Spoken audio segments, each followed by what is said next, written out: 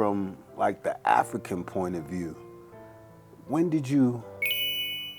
you feel you became a man? That's a very interesting question. First of all, I'm still becoming because I'm becoming more. And so the becoming hasn't ended. But I'd like to trace its origins. And I think that's the best I could give you is where it originates. I was raised by a man and a woman, but I was raised by a man in terms of becoming a man. I was raised by a man. And so from my earliest memories of interacting with him, I was becoming.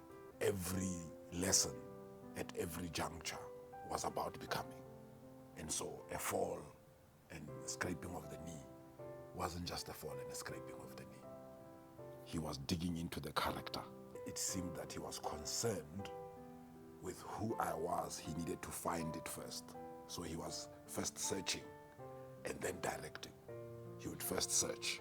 So every incident I would get into was room for him to search. And there are rituals at 7, at 14, and at 21. I wasn't going to be home at the age of 21. I was going to be overseas.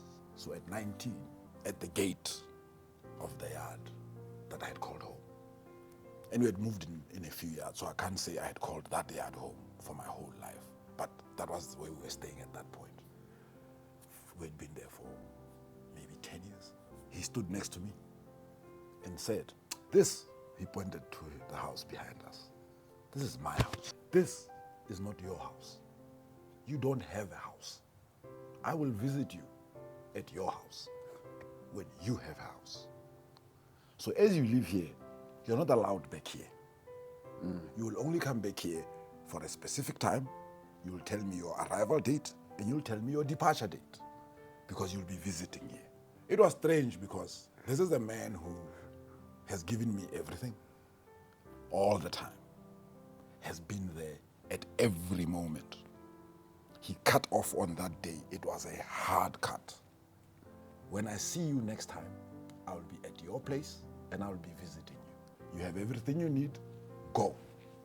And I went to the airport, got on a plane and flew 10,000 kilometers away. And I didn't see him for 5 years. Yes. Okay.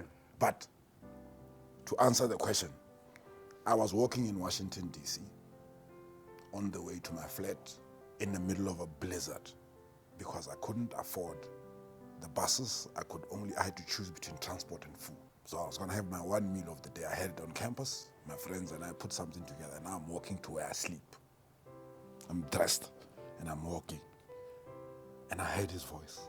And I was like, this is what it means to be a man. Yes, you are here and you have to figure it out. And tomorrow I have to wake up and find my way to school. And I won't have eaten because there's no food until I get to school.